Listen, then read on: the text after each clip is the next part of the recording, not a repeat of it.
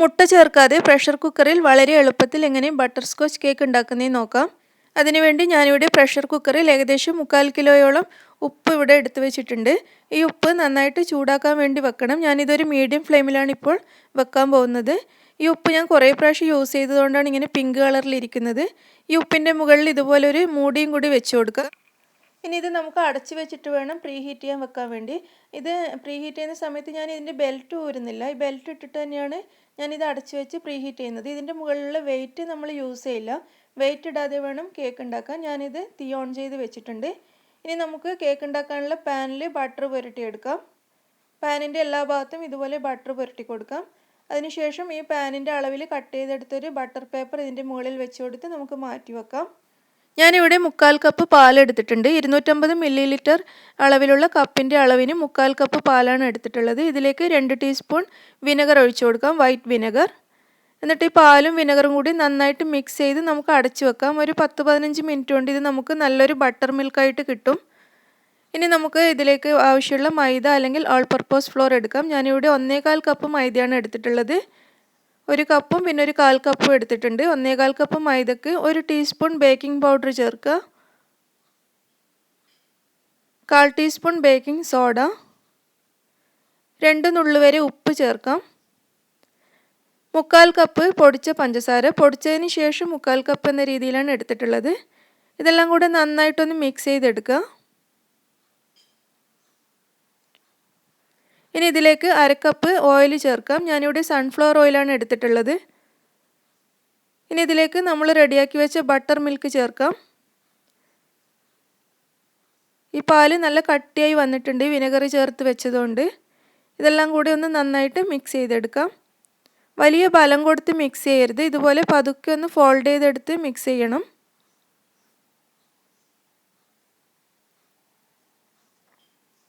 ഇതിലൊട്ടും കട്ടയൊന്നും ഇല്ലാതെ മിക്സ് ചെയ്തെടുക്കണം.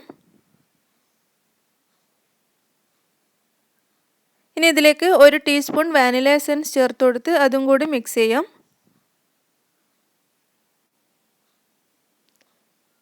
ഇതിവിടെ നന്നായിട്ട് മിക്സ് ചെയ്തെടുത്തിട്ടുണ്ട്.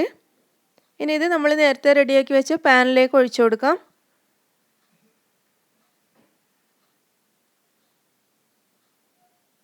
മുഴുവനായിട്ട് പാനിലേക്ക് ഒഴിച്ചിട്ടുണ്ട്. ഇതൊന്ന് തട്ടിക്കൊടുത്തതിന് ശേഷം നമ്മൾ പ്രീ ഹീറ്റ് ചെയ്യാൻ വെച്ച കുക്കറിൻ്റെ ഉള്ളിലേക്ക് വെച്ച് കൊടുക്കുക. കുക്കർ നന്നായി ചൂടായിട്ടുണ്ട്. കൈ പൊള്ളാതെ സൂക്ഷിച്ച് വേണം ഇതിലേക്ക് വെച്ച് കൊടുക്കാൻ. ഇനി ഇത് നമുക്ക് അടച്ചു വെച്ച് ഒരു 35 മുതൽ 40 മിനിറ്റ് വരെ ബേക്ക് ചെയ്തെടുക്കാം. അത്രയും ടൈം വേണ്ടി വരും. ഒരു അരമണിക്കൂറായാൽ നിങ്ങളൊന്ന് ചെക്ക് ചെയ്ത് നോക്കിക്കോളൂ. ചിലപ്പോൾ ആ സമയം കൊണ്ട് റെഡി ആയിട്ടുണ്ടാവും. ഇതൊരു മീഡിയം ഫ്ലെയിമിൽ വെച്ചിട്ട് വേണം ബേക്ക് ചെയ്തെടുക്കാൻ. അടിയിൽ നമ്മൾ ഉപ്പ് ചേർത്തതുകൊണ്ട് കരിഞ്ഞു പിടിക്കുമെന്നില്ല. മാത്രമല്ല ലോ ഫ്ലെയിമിൽ വെച്ചിട്ട് ബേക്ക് ചെയ്താൽ കേക്ക് നന്നാവില്ല. ഇതിപ്പോൾ ഒരു 40 മിനിറ്റോളം എടുത്തിട്ടുണ്ട്. ഈ കേക്ക് ഇവിടെ റെഡി ആയിട്ടുണ്ട്. ഒരു ടൂത്ത് പിക്ക് ഇതുപോലെ ഉള്ളിലേക്ക് കുത്തി നോക്കുമ്പോൾ നല്ല ക്ലീൻ ആയിട്ട് വരുവാണെങ്കിൽ കേക്ക് റെഡി ആയിട്ടുണ്ട്. ഈ കേക്ക് നമുക്ക് അല്പം ഒന്ന് തണുത്തതിന് ശേഷം ഒരു വയർ റാക്കിലേക്ക് മാറ്റാം. ഇതിൻ്റെ താഴെയുള്ള ബട്ടർ പേപ്പർ നമുക്ക് മാറ്റി കൊടുക്കാം. എന്നിട്ട് ഇതൊന്ന് തിരിച്ചു വെക്കാം. നല്ല സോഫ്റ്റ് ആയിട്ടുള്ള കേക്കാണ്. ഇത് നമുക്ക് ഒന്നുകൂടി നന്നായി തണുക്കാൻ വേണ്ടി മാറ്റി വെക്കാം. ഈ സമയം കൊണ്ട് നമുക്കിതിനുള്ള ഷുഗർ സിറപ്പ് റെഡിയാക്കി എടുക്കാം. അതിനുവേണ്ടി ഞാനിവിടെ 2 ടേബിൾ സ്പൂൺ പഞ്ചസാര ഒരു സോസ് പാനിലേക്ക് ചേർത്തിട്ടുണ്ട്. ഇതിലേക്ക് 1/4 കപ്പ് വെള്ളവും കൂടി ചേർത്തത് നന്നായിട്ട് ഈ പഞ്ചസാര മെൽറ്റ് ആകുന്നത് വരെ നമുക്കൊന്ന് തിളപ്പിച്ചെടുക്കാം. കൂടുതൽ കുറുകി വരുമൊന്നും വേണ്ട. പഞ്ചസാര ഒന്ന് മെൽറ്റായാൽ മാത്രം മതി. പഞ്ചസാര ഇവിടെ നന്നായിട്ട് മെൽറ്റായിട്ടുണ്ട്. നമുക്കിത് അടുപ്പത്തുനിന്ന് മാറ്റാം. ഈ ഷുഗർ സിറപ്പ് ഒന്ന് തണുത്ത് കഴിയുമ്പോൾ ഇതിലേക്ക് 1 ടീസ്പൂൺ ചെറുനാരങ്ങ നീര് ചേർത്ത് നന്നായിട്ട് മിക്സ് ചെയ്തെടുക്കുക. ചെറുനാരങ്ങ നീര് ചേർത്താൽ നല്ലൊരു ഫ്ലേവർ കിട്ടും. ഇനി ഇത് നമുക്ക് മറ്റൊരു ബൗളിലേക്ക് ഒഴിച്ച് വെച്ച് മാറ്റി വെക്കാം, നന്നായിട്ട് തണുക്കാൻ വേണ്ടി. ഇനി നമുക്ക് പ്രളയൻസ് ഉണ്ടാക്കാൻ സ്റ്റാർട്ട് ചെയ്യാം. അതിനുവേണ്ടി ഞാനിവിടെ ഒരു പാൻ അടുപ്പത്ത് വെച്ചിട്ടുണ്ട്. ഇതിലേക്ക് ഒരു 1/2 കപ്പ് വരെ പഞ്ചസാര ചേർക്കാം. 1 ടേബിൾ സ്പൂൺ വെള്ളവും ചേർക്കാം, സാധാരണ വെള്ളം. ഇത് രണ്ടും കൂടി നന്നായിട്ട് മെൽറ്റ് ചെയ്ത് നല്ലൊരു ബ്രൗൺ കളറാകുന്നത് വരെ നമുക്ക് വെയിറ്റ് ചെയ്യാം. ഇടയ്ക്ക് ഇതുപോലെ ഒന്ന് ഇളക്കി കൊടുക്കാം. പഞ്ചസാര ഇവിടെ നന്നായിട്ട് മെൽറ്റാവാൻ തുടങ്ങിയിട്ടുണ്ട്. ചെറിയൊരു ബ്രൗൺ കളറൊക്കെ വരുന്നുണ്ട്. ഈ സമയത്ത് ഇതിൻ്റെ തീ ഒന്ന് കുറച്ച് കൊടുക്കണം. തീ കൂട്ടിക്കഴിഞ്ഞാൽ ഇത് പെട്ടെന്ന് കരിഞ്ഞു പോവും. ഇതിൻ്റെ കളറ് മാറി നല്ലൊരു ഗോൾഡൻ ബ്രൗൺ കളറായിട്ടുണ്ട്. ഈ സമയത്ത് ഇതിലേക്ക് 1/3 കപ്പ് നട്ട്സ് ചേർക്കാം. അതായത് 1/4 കപ്പിനേക്കാളും അല്പം കൂടുതൽ നട്ട്സ് ചേർത്തിട്ടുണ്ട്. ഞാനിതിൽ കാഷ്യൂനട്ട്, ബദാം, പിന്നെ കുറച്ച് വാൾനട്ട്സ് ഇത്രയാണ് ചേർത്തിട്ടുള്ളത്. നിങ്ങൾക്ക് ഇഷ്ടമുള്ള നട്ട്സ് എല്ലാം യൂസ് ചെയ്യാം. പീനട്ട്സ് ഒക്കെ വേണമെങ്കിൽ യൂസ് ചെയ്യാവുന്നതേ ഉള്ളൂ. ഈ നട്ട്സും ഈ ഷുഗർ സിറപ്പും കൂടി നന്നായിട്ട് മിക്സ് ചെയ്തെടുക്കണം. രണ്ടും കൂടി നല്ലൊരു ബ്രൗൺ കളറായി കഴിഞ്ഞാൽ നമുക്കിത് അടുപ്പത്തു നിന്ന് മാറ്റിയിട്ട് ഇതുപോലെ ഒരു ബട്ടർ പേപ്പറിലേക്ക് ഇത് ഒഴിച്ചു കൊടുക്കാം. ഈ ബട്ടർ പേപ്പർ നമ്മൾ നേരത്തെ റെഡിയാക്കി വെക്കണം, ഇതുണ്ടാക്കാൻ തുടങ്ങുന്നതിന് മുന്നേ. ഇനി ഇത് ചൂടോടുകൂടി തന്നെ ഈ ബട്ടർ പേപ്പറിലേക്ക് ഒഴിച്ച് ഒന്ന് നിരത്തി കൊടുക്കാം. ഇതുപോലെ നന്നായിട്ട് നിരത്തി കൊടുത്തതിന് ശേഷം നമുക്കിത് തണുക്കാൻ വേണ്ടി വെയിറ്റ് ചെയ്യാം. ഇതിവിടെ ഇപ്പോൾ നന്നായിട്ട് തണുത്തിട്ടുണ്ട്. നമുക്കിനി ഇത് ബട്ടർ പേപ്പറിൽ നിന്നും അടർത്തിയെടുത്ത് ഇതുപോലെ ചെറിയ ചെറിയ കഷ്ണങ്ങളാക്കി ഒന്ന് പൊട്ടിച്ചെടുക്കാം. ഒരു 1-2 പീസ് ലാസ്റ്റ് ഡെക്കറേറ്റ് ചെയ്യാൻ വേണ്ടി ഇത് എടുത്തു വെക്കണം. ബാക്കിയുള്ളത് നമുക്ക് നന്നായിട്ട് പൊടിച്ചെടുക്കാം. ഇതുപോലെ ഈ ബട്ടർ പേപ്പർ ഒന്ന് മടക്കിയെടുത്ത് നന്നായിട്ട് പൊടിച്ചെടുക്കുക. ഇനി ഇത് നമുക്കൊരു ബൗളിലേക്ക് മാറ്റാം. നല്ല ഉണങ്ങിയ ബൗളിലേക്കായിരിക്കണം മാറ്റേണ്ടത്, ഒട്ടും നനവുണ്ടാവരുത്. നമുക്കിത് മാറ്റി വെക്കാം. ഇനി ഈ കേക്ക് ഇവിടെ നന്നായിട്ട് തണുത്തിട്ടുണ്ട്. നമുക്കിതിൻ്റെ സൈഡെല്ലാം ഒന്ന് കട്ട് ചെയ്ത് കളയാം. സൈഡ് കുറച്ച് ഹാർഡായിട്ട് ഇരിക്കും. സൈഡിലുള്ള ഭാഗമൊക്കെ കട്ട് ചെയ്തതിന് ശേഷം നമുക്ക് ഈ കേക്ക് ഇതുപോലെ 2 പീസായിട്ട് കട്ട് ചെയ്തെടുക്കാം. വേണമെങ്കിൽ 3 പീസായിട്ടും കട്ട് ചെയ്യാം. ഞാനിതിപ്പോൾ 2 പീസായിട്ട് മാത്രമേ കട്ട് ചെയ്യുന്നുള്ളൂ. മുകളിലുള്ള ഈ ഭാഗം നമുക്കൊരു പ്ലേറ്റിലേക്ക് മാറ്റി വെക്കാം. ഇനി നമുക്ക് ഈ കേക്കിന് വേണ്ടിയിട്ടുള്ള ക്രീം റെഡിയാക്കി എടുക്കാം. ഞാൻ അതിന് വേണ്ടി ഇവിടെ 1 കപ്പ് വിപ്പിംഗ് ക്രീം എടുത്തിട്ടുണ്ട്. ഇത് ഈ ബൗളിലേക്ക് ഒഴിക്കാം. ഞാനിവിടെ മാക്ടോപ്പിൻ്റെ വിപ്പിംഗ് ക്രീമാണ് എടുത്തിട്ടുള്ളത്. ഇത് ഓൾറെഡി മധുരത്തോടു കൂടി വരുന്നതാണ്.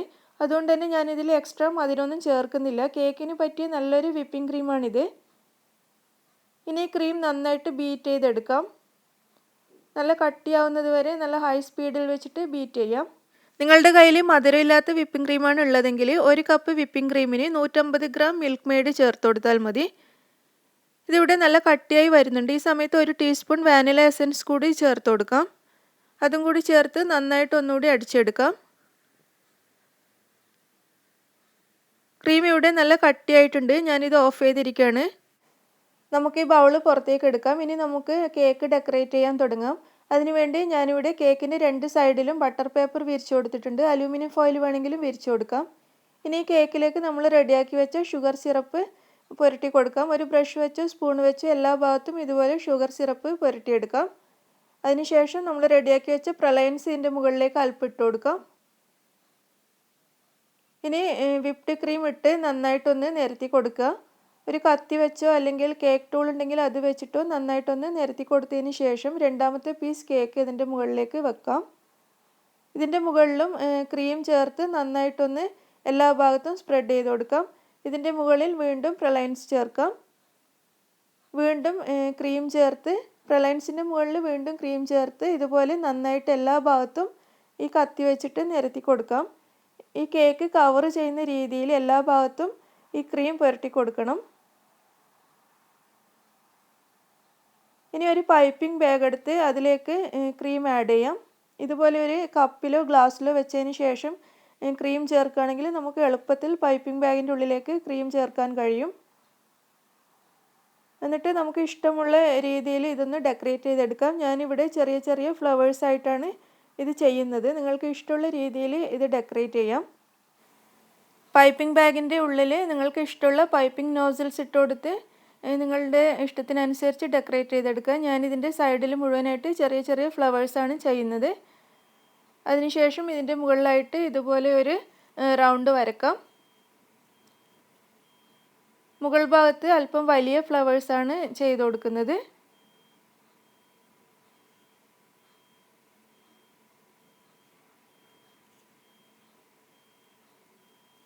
ഇനി ബാക്കിയുള്ള പ്രലയൻസ് മുഴുവനും ഇതിൻ്റെ മുകളിലും സൈഡിലുമായിട്ട് ഇട്ട് കൊടുക്കാം. ക്രീമിൽ കൈ ടച്ച് ചെയ്യാതെ വേണം ഇത് ഇട്ട് കൊടുക്കാൻ. സൈഡിലും എല്ലാ ഭാഗത്തും ഇതുപോലെ പ്രലയൻസ് ഇട്ട് കൊടുക്കാം. എന്നിട്ട് നമ്മൾ നേരത്തെ മാറ്റി വെച്ച 2 പീസ് പ്രലയൻസ് ഇതിൻ്റെ മുകളിലായിട്ട് വെച്ച് കൊടുത്ത് ഒന്ന് ഡെക്കറേറ്റ് ചെയ്യാം. ഇതിൻ്റെ സൈഡിലുള്ള ബട്ടർ പേപ്പർ ഞാൻ മാറ്റി കൊടുത്തിട്ടുണ്ട്. അങ്ങനെ വളരെ ടേസ്റ്റി ആയിട്ടുള്ള ബട്ടർ സ്കോച്ച് കേക്ക് ഇവിടെ റെഡിയായി കഴിഞ്ഞു. നല്ല സോഫ്റ്റ് കേക്കും വളരെ ടേസ്റ്റി ആയിട്ടുള്ള ക്രീമുമാണ്. നിങ്ങൾ എന്തായാലും ഇത് ട്രൈ ചെയ്ത് നോക്കണം. പ്രലയൻസും ക്രീമും ഒക്കെ ആയിട്ട് വളരെ ടേസ്റ്റാണിത്. നിങ്ങൾക്ക് ഇഷ്ടമാവുകയാണെങ്കിൽ ലൈക്ക് ചെയ്യാനും ഷെയർ ചെയ്യാനും മറക്കരുത്. അതുപോലെ നിങ്ങളുടെ അഭിപ്രായം എന്തായാലും അറിയിക്കണം. എൻ്റെ ചാനൽ സബ്സ്ക്രൈബ് ചെയ്യാത്തവരാണെങ്കിൽ സബ്സ്ക്രൈബ് ചെയ്യാനും മറക്കരുത്. താങ്ക്